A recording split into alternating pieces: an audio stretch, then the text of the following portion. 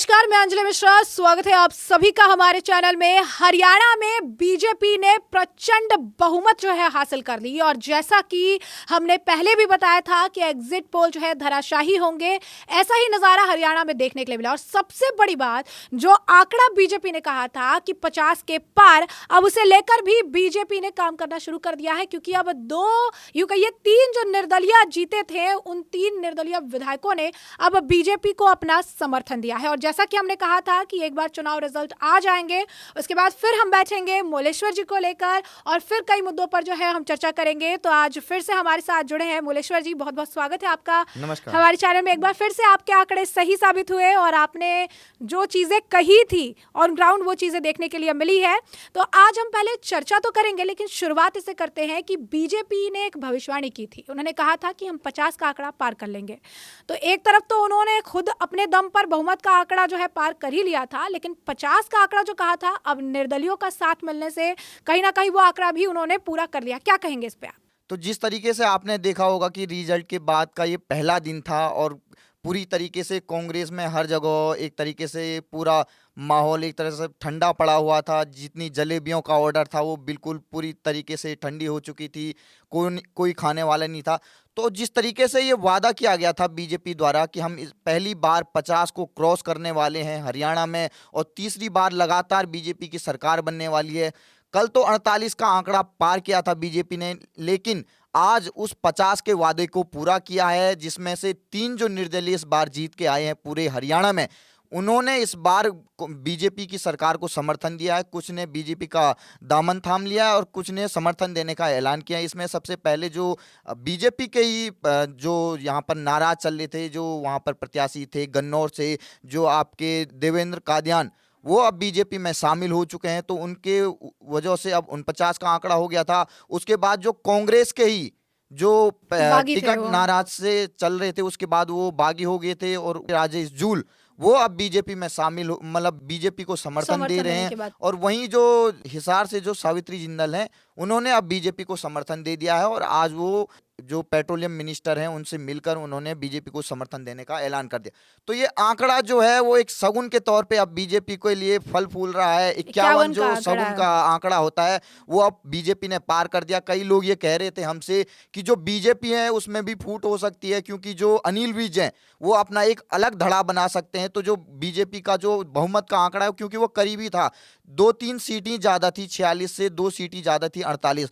तो बीजेपी ने इसको पूरी तरीके से अब इस जो भी ये पूरा षड्यंत्र विपक्ष रच रहा था कि अनिल विज हमारे साथ आ सकते हैं, वो पूरा अब खत्म हो चुका है। और जो हमें एक सूत्रों से हवाले से एक खबर मिल रही है कि जो इनेलो है वहाँ पर INLD, उसके जो 2 विधायक जीत के आए हैं वो भी बीजेपी का पाला अब पकड़ सकते हैं। तो इसका आंकड़ा अब 53 भी हो सकता है। तो कहीं ना कहीं आपने जो कहा कि विपक्ष माहौल बना रही थी अनिल विज को लेकर, लेकिन जो शुरुआती माहौल जो बनाया गया था, ये भी बनाया गया था कि खट्टर के खिलाफ भी जो वोट है, कहीं ना कहीं बीजेपी को उसका नुकसान भी हो सकता है। लेकिन एक तरह से जो रिजल्ट आए हैं वो देखने के लिए मिला कि जो खट्टर के खिलाफ भी चीजें थी, कहीं ना कहीं नायब सिंह सैनी के फेवर में वो चीजें जो है होती नजर आई। इसी वजह से बीजेपी ने एक ऐसा आंकड़ा छुआ है जो सच में इतिहास रचने जैसा है, क्योंकि हरियाणा में तीसरी बार बैक टू बैक सरकार बनाने का काम बीजेपी ने किया है। ये इतिहास में पहली बार हुआ है। कांग्रेस जबकि यहाँ पर हरियाणा में सबसे ज्यादा वहां पर शासन में रही है, वो तक ये करिश्मा नहीं कर पाई कि लगातार तीसरी बार अगर हैट्रिक मारनी हो तो वो आंकड़ा अभी तक कांग्रेस नहीं कर पाई थी। जो राहुल गांधी तमाम वादे कर रहे थे वो उन पर खरे नहीं उतरे, और जो 10 साल का सूखा था कांग्रेस का हरियाणा में, वो अब 15 साल का होने वाला है। जो हुड्डा अपना चाहते थे कि लास्ट बार वो एक बार फिर से हरियाणा के मुख्यमंत्री बन जाए, तो वो हुआ नहीं। आखिर हर कोई हमसे ये पूछ रहा है कि आप ग्राउंड पे थे, आखिर वजह क्या रही कांग्रेस की?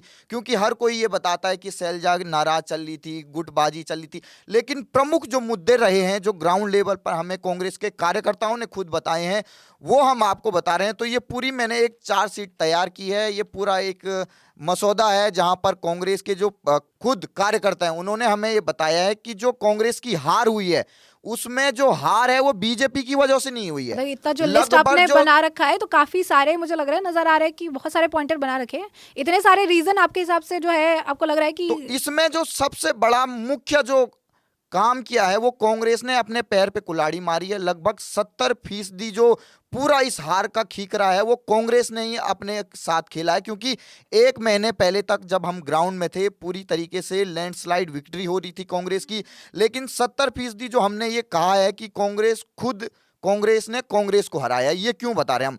तो इसमें सबसे पहले जो आता है आपका हुड्डा का जो परिवार है, उसने जो जाल बिछा के रखा था कि दीपेंद्र हुड्डा या फिर आपके भूपेंद्र हुड्डा, इन 2 हुड्डाओं में से एक ही राज करेगा, वो भी हरियाणा में।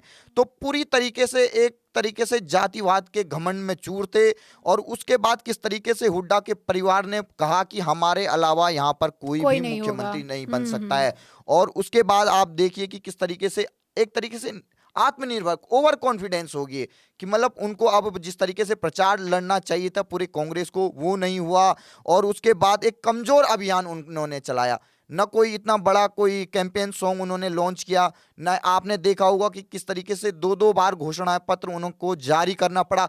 तो ये जो अभियान होता है वो आपको जीत की ओर ले जाता है। तो जैसे अगर आपका कोई प्रत्याशी 2-3 हजार से हार रहा हो तो उसको भी जीत में दिलाने में ये अभियान काम करते हैं। तो ये तक नहीं हुआ, फिर उसके बाद जो हरियाणा की इकाई थी उसकी अवहेलना की गई। सभी ने ये सोचा हुड्डा अब सीएम बनेंगे, तो हुड्डा के सबने पैर पकड़ लिए, दीपेंद्र हुड्डा के सबने पैर पकड़ लिए। जो स्थानीय नेता थे कांग्रेस के उनको दरकिनार किया गया पूरी तरीके से। फिर जो कार्यकर्ता हैं, जैसे क्या होता है कि अगर कोई कार्यालय खुला है तो वहां उनको खाने पीने का इंतजाम होता है, उनको गाड़ियों में पेट्रोल भराने का काम होता है। तो ये जो काम होते हैं इससे कार्यकर्ता खुश होते हैं, इससे वो और प्रोत्साहित होते हैं और अच्छी तरीके से मेहनत से काम करते हैं। अगर किसी को ये बता दिया जाए कि हम तो आ रहे हैं, तो मेहनत कौन करेगा। मतलब ओवर कॉन्फिडेंस का जो है, अगर आप कहेंगे कि एक बड़ा फैक्टर भी रहा कि कांग्रेस को ऐसा लगा कि इस बार तो हम आ ही जाएंगे। एग्जिट पोल देखकर उन्हें और भी ज़्यादा ऐसा लगा कि हम आ ही जाएंगे। और उसके बाद भी जिस तरीके से राहुल गांधी बहुत आखिर में हरियाणा पहुंचे, जब बयानबाजी होने लगी, बीजेपी वालों ने कहना शुरू कर दिया कि राहुल गांधी कहाँ है, पता नहीं चल रहा, अभी तक चुनाव जस्ट होने वाला है, वोटिंग होने वाली है, फिर राहुल गांधी भी अचानक से नजर आए। तो कहीं ना कहीं अगर हरियाणा को हम देखें तो बहुत सारी वजह तो रही, लेकिन साथ साथ एक ये मेरे हिसाब से एक ये वजह भी रही कि कांग्रेस को लगा था कि इस बार जो हम सरकार बना ही लेंगे, तो इस ओवर कॉन्फिडेंस ने भी उनको भारी नुकसान कर दिया इस बार।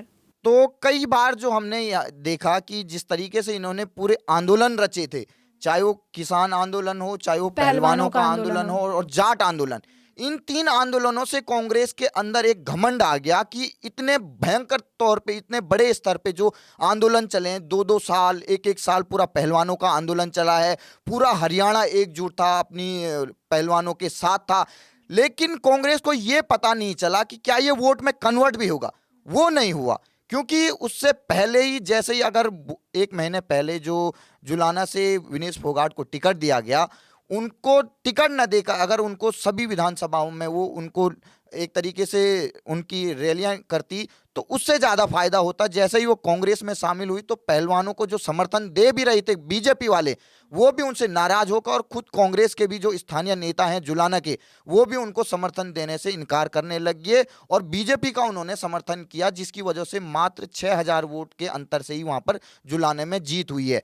और अब बाकी हम बता दें जो कांग्रेस के ही अपनी वजह से हैं, जो कुमारी शैलजा का दलितों का अपमान किया गया, किस तरीके से वोटिंग के ठीक पहले ही आपने देखा होगा, हांसी में हुआ, नारनौद में हुआ, आपके जुलाना में खुद दलित भाइयों पर उन पर आक्रमण किया गया, उनके सर फोड़े गए, किसी के पैर तोड़े गए, मात्र इसलिए क्योंकि उन्होंने बीजेपी को वोट देने की बात कही थी। फिर बाद में जो ये राहुल के बड़बोलेपन के बयान आए थे कि जलेबी फैक्ट्री से करेंगे, हम लाएंगे फैक्ट्री वाली जलेबी को, हम अमेरिका तक पहुंचाएंगे, फ्रांस तक पहुंचाएंगे।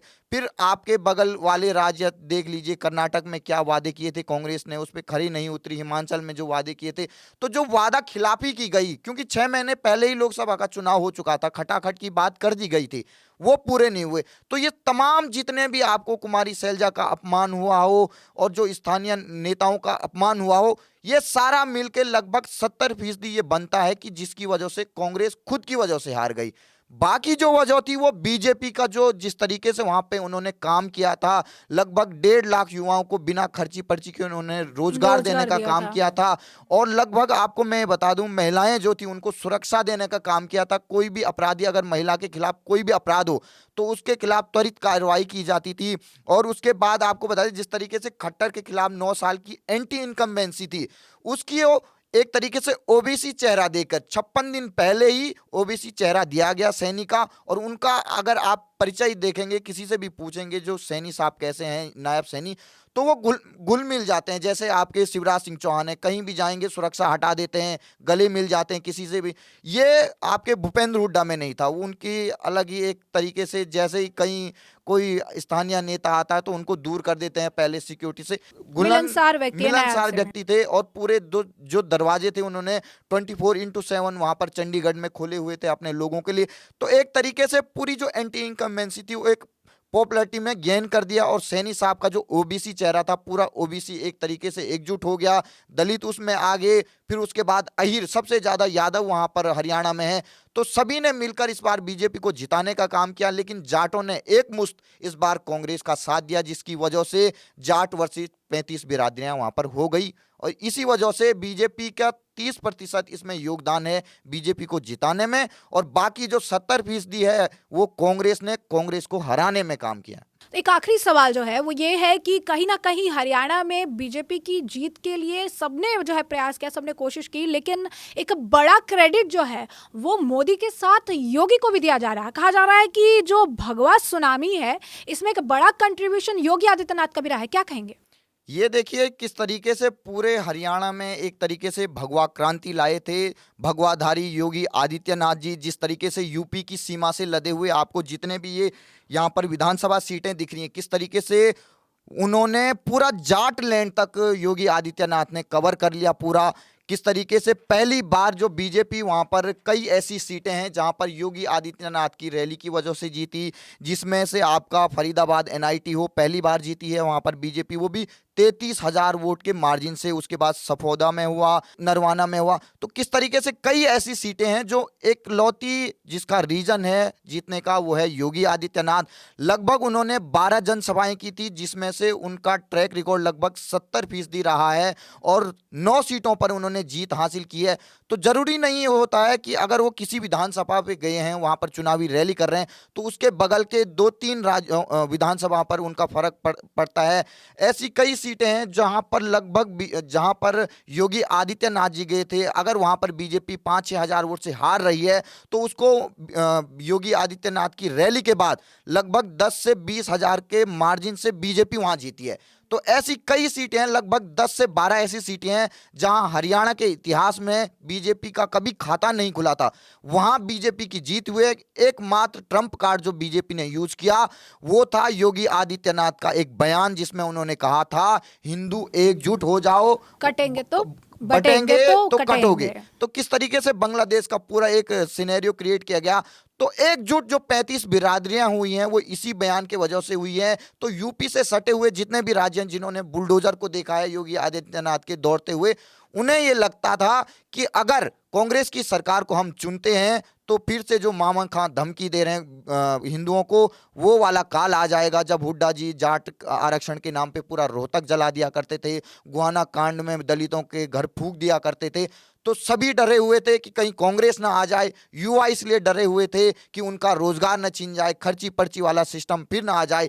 इस वजह से, इन तमाम वजह से कांग्रेस ने अपने ही पैर पे कुल्हाड़ी मार दी और अपना ही राज्य जो वो जीत रहे थे, पूरी जलेबी की जो प्लेट है वो बीजेपी के हाथ में थमा दी और बीजेपी जलेबी खाकर आज वहां पर तीसरी बार सरकार बना रही।